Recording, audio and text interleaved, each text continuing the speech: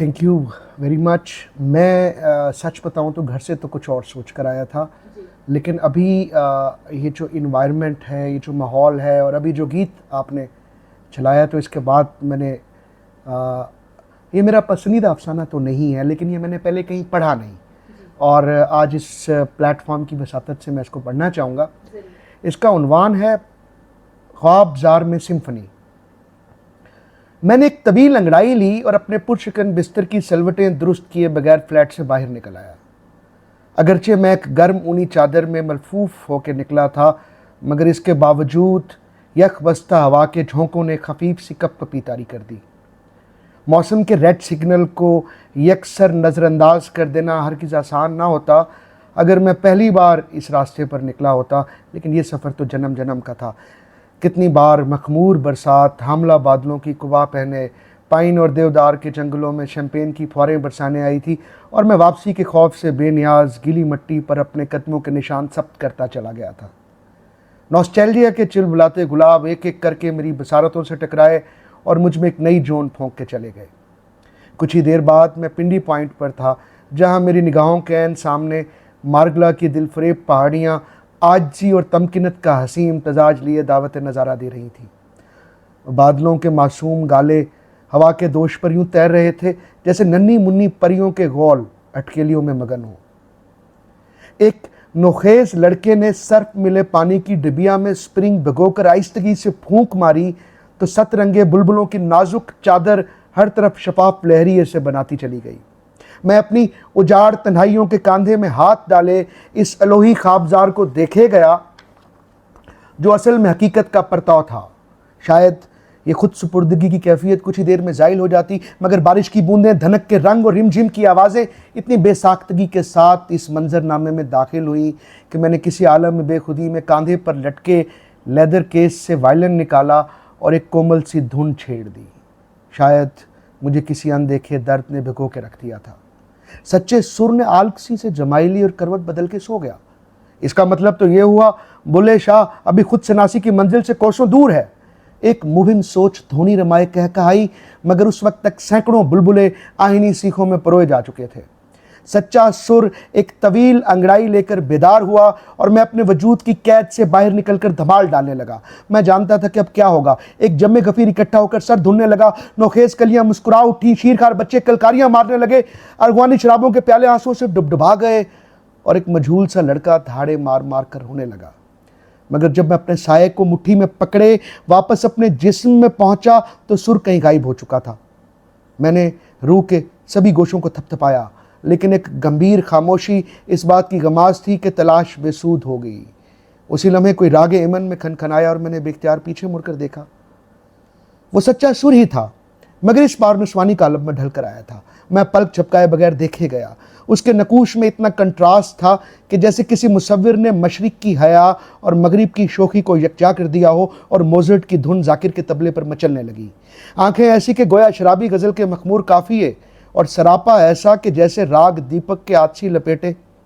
बेजवी चेहरे पर गुलाम फरीद की काफियों जैसी सादगी, रंग यूं के जैसे किसी ने मैदे में उपटन घोल दिया। वो ठुमरी की तरह नज़ाकत से चलती हुई मेरे करीब आकर रुक गई। आप साहिर हैं ना? हाँ शायद। मैं उसके चेहरे से नजरें हटाए बगैर बोला। वो मेरी आंखों की महवियत भांप कर मुस्कुराई थी और एक बदली ने सूरज को अपनी ओट में छुपा लिया। फिर वो बोलती चली गई। उसने बताया वो मेरे गीतों से इश्क करती है और मेरी आवाज़ से, क्योंकि इनमें जितनी सच्चाई है ये इस जान के लगता ही नहीं। फिर उसने मेरा हाथ थाम लिया और मैंने उसके रसीले होंठों को बहुत नरमी से चूम लिया।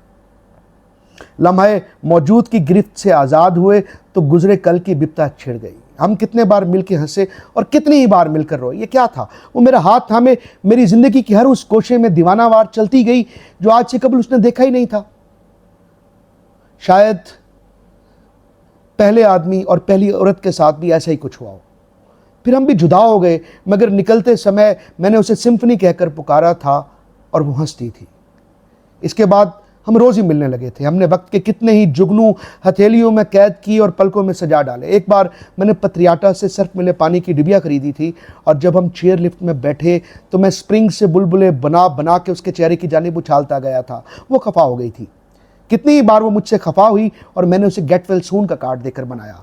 फिर 2 दिन बाद जब हम रेड ओनियन में बैठे मंचूरियन खा रहे थे, नोखेज लड़कियों का एक हजूम सा उमड़ आया और जैसे ही मैं उन्हें देखकर शरारत से खंकारा तो सिंपली ने मुझे फ्लर्ट कह के छेड़ा था। मैं खफा हो गया था।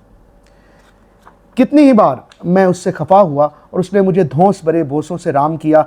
ऐसे ही किसी एक पल में मुझे इदराक हुआ कि सुर की तलाश असल में जन्नत की जुस्तजू है और मेरी जन्नत मेरे बाजुओं में किस्में सा उठी।